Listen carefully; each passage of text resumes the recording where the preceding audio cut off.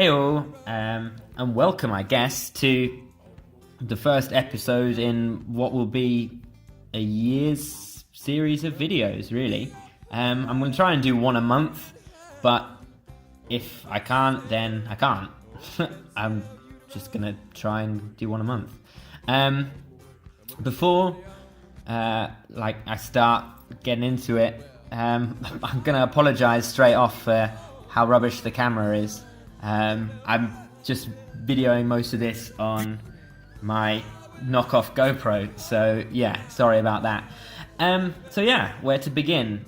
I suppose the best place to start is at the start. On the 28th of October, Holly and I flew to China.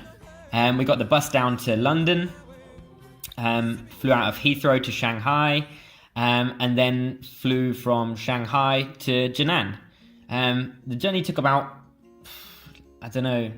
quite a while, about 20 hours in total, but we had a 10-hour stop off in 10-hour stop off in Shanghai. But yeah, the flight to Shanghai was pretty nice. The food was good, the movies were good, the guy next to us didn't snore too loud, so not many complaints there, really. I mean, it was a little bit weird that the safety announcement was this weird cartoon that was really badly translated into English. But yeah, other than that, not much really to talk about. It was just a normal plane journey, I guess. Then we arrived in Shanghai. Shanghai airport's pretty normal. Lots of expensive shops, expensive places to eat, loads of places to sit down. I mean, it's big, but it's not crazy big. It's just big. China's big, so it's going to be big. But yeah, and then that's that, I guess. We flew from Shanghai to Jinan, and that took about 2 hours, just like a short haul flight in Europe, really. There was nothing on the TV, not much food, just got a little snack. We arrived into Jinan about midnight, got picked up by one of the people who work at the school, and that was it, really. Ladies and gentlemen, welcome to Jinan. For your safety, please keep your seatbelt fastened and the mobile phone powered up until the seatbelt is off. So yeah, this is just some sped up footage of my journey to work, and that may seem really boring, but it's in these boring moments that China just surprises you, whether it be with weird things, whether it be with cool things or whatever. And that's kind of why I just wanted to use just normal footage, because you won't be expecting something and then China will just throw something straight in your face like, whoa, deal with this. The first time we got in the lift to go down to the school, to go to work, we got in and there was a woman and an old woman and an old man in there. And we got about halfway down and the old woman belched straight in our faces. We thought, oh, that's a bit nasty, but it must have just been an accident. Oh no. 2 seconds later, she does an even louder belch, doesn't even cover her mouth, and just sort of shrugs it off as if it was nothing. And Holly and I, that was our first little shock, I think, at Chinese hygiene. Which, yeah, let's talk about Chinese hygiene quickly. So, the Chinese don't really do hygiene. Food hygiene standards are a joke. People don't respect their environment, I guess. I don't know. I don't want to sound really negative as a first impression, because it's not all bad. But people spit in the street, little children do wheeze in the street, things like that. There's a lot of things that people have got into habits of doing, and I don't think have changed out of them yet. I mean, China's ever developing, and I think that people will develop out of these habits, but at the moment, there's still a lot of old habits dying hard here. So yeah, like I said, it's not all bad, and I don't want to give the first impression that China's an awful place and that we're hating it. We're not. We're loving it so far. There are lots of great things about China and about Jinan. The cost of living, to start with, is so low. You can do pretty much anything you want and live like a king as long as you don't buy Western. Anything you buy Western instantly triples the price.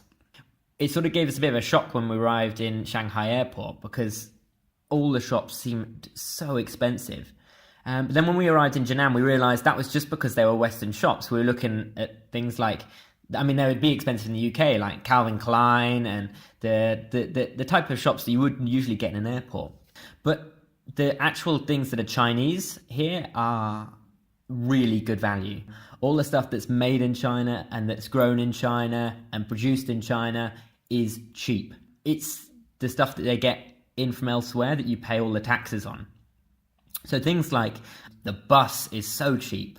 Food, you can eat out for almost as much as it costs you to cook. Although buying food isn't too expensive either. You can get chicken really cheap, vegetables really cheap, but it's the same as any other products. If you get Chinese, you get good quality, but if you buy Western, you pay through the nose for it. So we're just walking into the school now, and this is where we work.